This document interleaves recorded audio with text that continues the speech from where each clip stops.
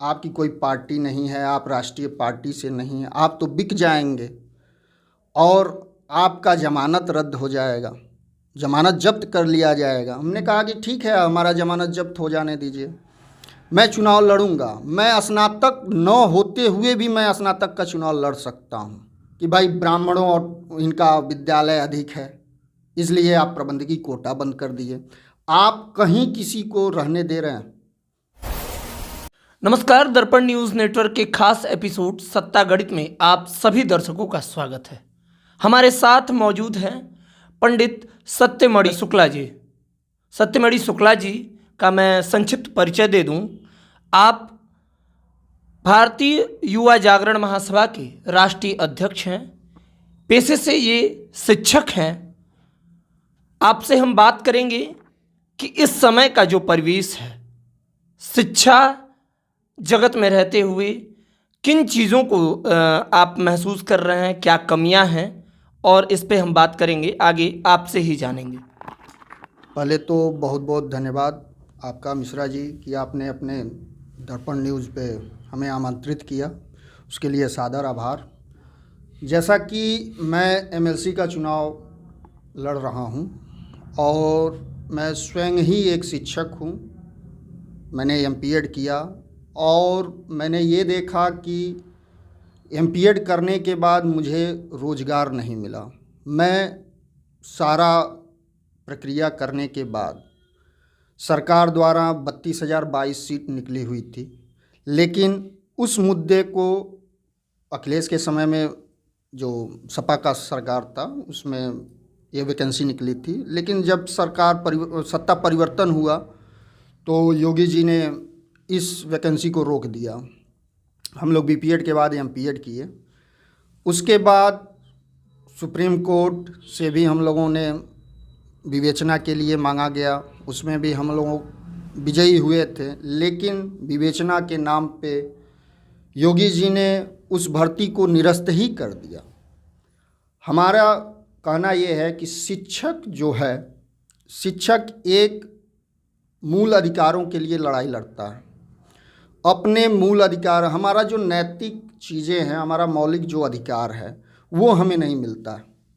इस राजनीति में मुझे उतरने का ये है कि मैं सभी शिक्षकों के तरफ से उनके मौलिक अधिकारों की चर्चा करूं।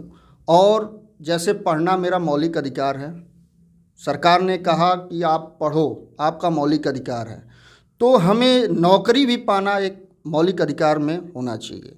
आजकल के जो स्नातक और जो प्रशिक्षित शिक्षक हैं, जो एडेड विद्यालय में हैं या कहीं नर्सरी में हैं, उनकी जो दयनीय स्थिति है वो सबसे थर्ड क्लास की है।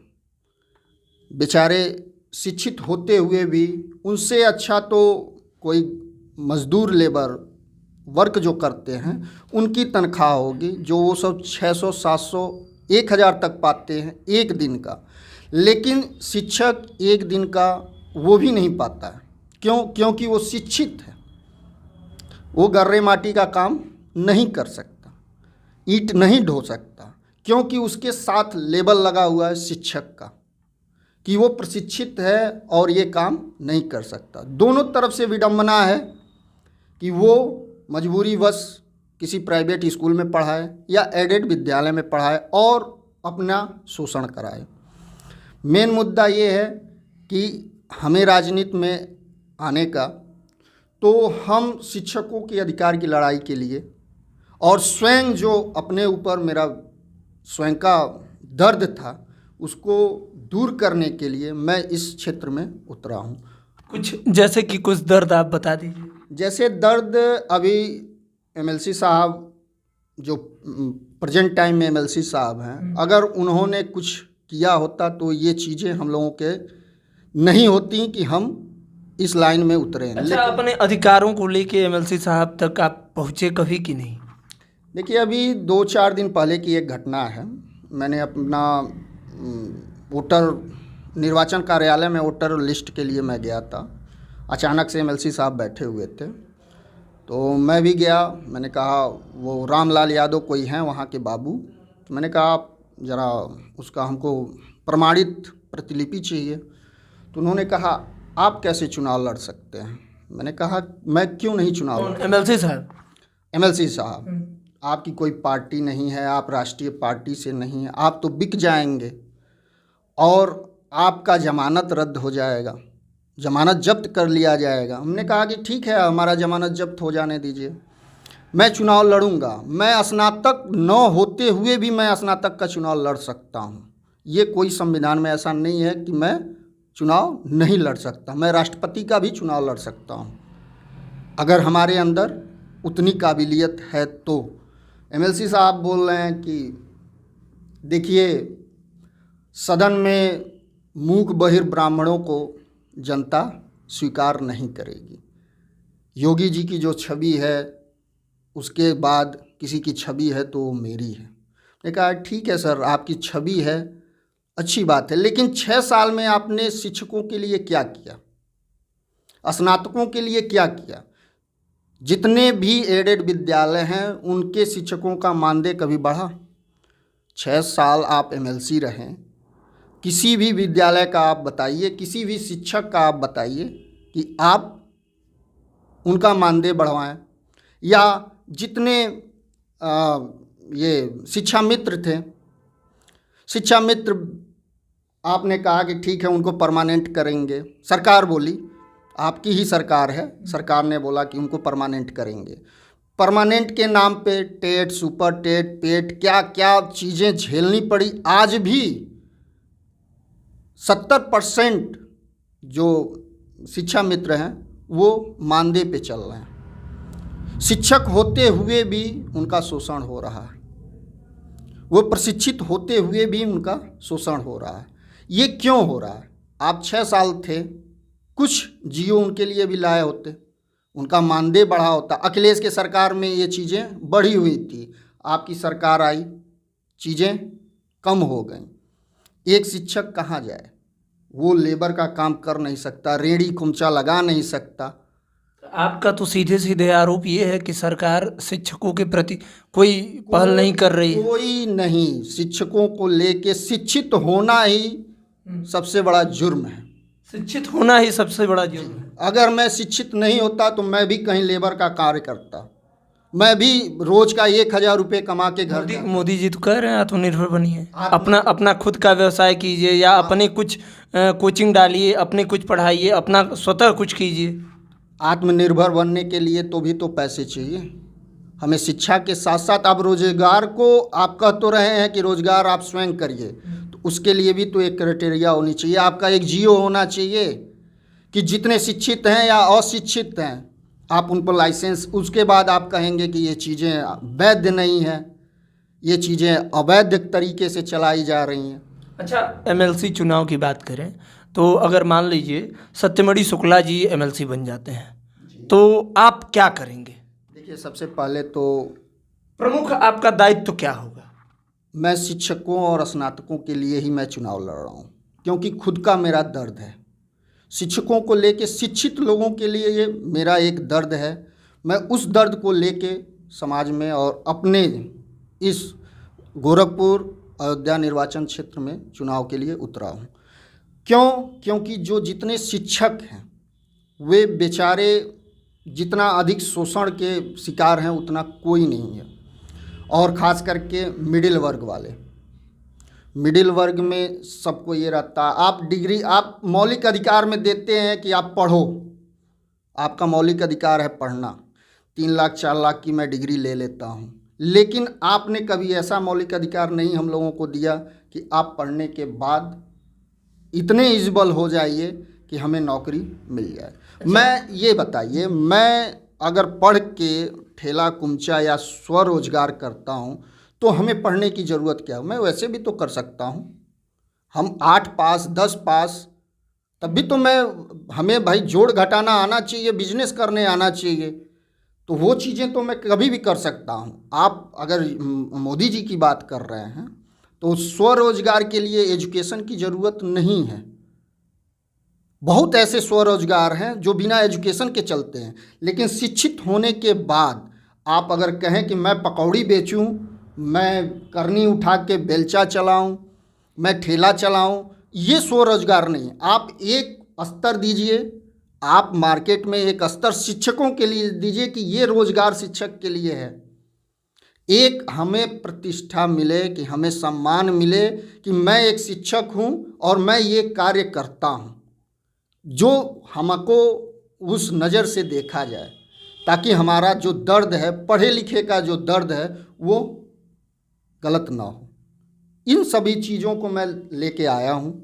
और अगर मैं एमएलसी हो गया तो पहली बात, जितने स्नातक और जितने एडेड विद्यालय के टीचर हैं, उनके सारे चीज़ों को, जो उनका दर्द है, उनके दर्द को साझा करूँगा। और मैं कोशिश ये करूँगा कि सदन में ऐसा जियो आए कि जितने एडेड, पहले तो इन्होंने आते ही प्रबंधकी कोटा बंद कर दिया, पर जितने प्रबंधकी विद्यालय थे उसमें भी लोग रोजगार पा रहे थे, इन्होंने आयोग से उसमें भी कर दिया। आप उसमें भी प्रक्रिया लगा दिए कि भाई ब्राह्मणों और इनका विद्यालय अधिक है, इसलिए आप प्रबंधकी कोटा बंद कर दिए। आप कहीं किसी को रहने दे रहे हैं? हमारे कहने का मतलब है आप सत्ता में हैं, कोई दिक्कत नहीं है। कई सारे विद्यालय तो सुना है हमने कि ऐसे हैं कि मानदेय कुछ और है, दिया कुछ और जाता है। सब जगह वही चलता है। आप लिस्ट में 10,000, 12,000, 15,000 मान दिखा दिया जाएगा और मिलता है बेचारे को 3,000, 2,000, यही उनका मानदेय। ये सब दर्द जो है, और वो शिक्षक अपने दर्द को बयां भी नहीं कर सकता, क्योंकि हमारे एमएलसी साहब सिर्फ गाड़ियों में घूमते हैं और जब चुनाव आता है तो अपने मुख्य लोगों को अपना जिम्मेदारी दे देते हैं हर क्षेत्र में कि भाई हमें वोट चाहिए, आप ये जिम्मेदारी ले लो। कभी किसी पर्सनल शिक्षक के घर गए हों या किसी विद्यालय पे गए हों, उनके शिक्षकों की कोई बातें सुनी हो या उनके दर्द को कभी साझा किया हो? ऐसा नहीं हो सकता। 6 साल में कोई वर्क नहीं हुआ है। अच्छा मणि जी, एक चीज़ मैं जहाँ तक समझ पा रहा हूँ, क्या आपको नहीं लगता है कि शिक्षा का व्यवसायीकरण हो गया है इस समय? हो गया है शिक्षा का। आप देखते होंगे कि प्राइवेट जितने भी संस्थानें हैं, मैं आरोप नहीं लगा रहा हूँ, आरोप भी लगाऊं तो कोई गलत नहीं होगा। इस समय क्या सिचुएशन है फीस को लेके और सारी चीज़ें, कितने रूल्स फॉलो कराए जा रहे हैं, उस स्तर से शिक्षा दे पा रहे हैं लोग? आप ये देखिए, आपकी बातें कहीं हद तक सही है और कहीं वो चीज़ें नहीं भी हैं, लेकिन जितने भी निजी संस्थान हैं, जैसे आप महंगे महंगे कोर्स कर रहे हैं, वही मैंने कहा, मौलिक अधिकार तो मेरे हैं कि मैं शिक्षित हूँ, लेकिन उस कोर्स का क्या है? खुद मैं एमपीएड हूँ, मास्टर ऑफ फिजिकल एजुकेशन। मैं फैजाबाद यूनिवर्सिटी से हूँ, मेरा 11वां रैंक आया था।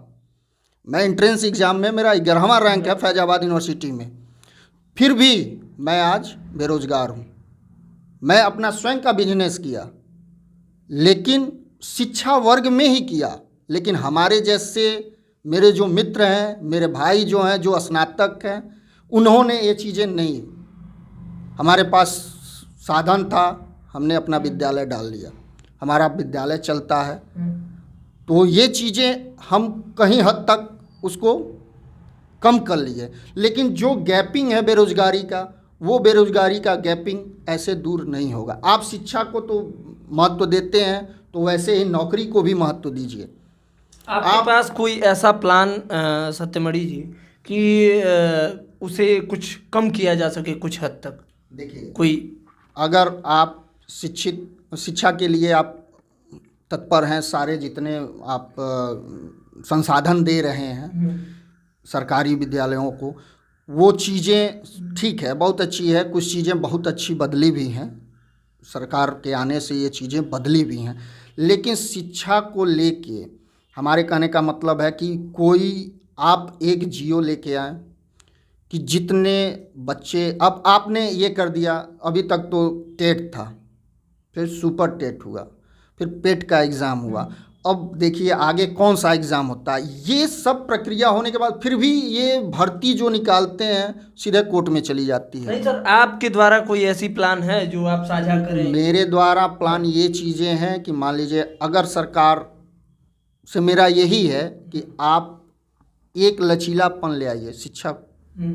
शिक्षकों के लिए एक लचीलापन होना चाहिए ताकि शिक्षक कहीं बेरोजगारी करके और सुसाइड करने की स्थिति उनकी न आए। आप अधिकतर जो शिक्षक हैं या बेरोजगार हैं वो सुसाइड करने के क्षेत्र में आगे बढ़ रहे हैं। खेत बेचकर पढ़ाई कर रहे हैं। शिक्षा के लिए तो हम खेत बेच के पढ़ाई कर रहे हैं, लेकिन नौकरी के नाम पे हमें कुछ नहीं मिल रहा है। हम सारी प्रक्रियाओं को स्टेज बाय स्टेज करते जा रहे हैं, फिर उस चीज़ को रोक दिया जा रहा है कोर्ट के द्वारा। वो सारी भर्तियां कोर्ट में चली जाए तो क्यों नहीं कोर्ट से ही डायरेक्ट सारी भर्तियां कराई जाए।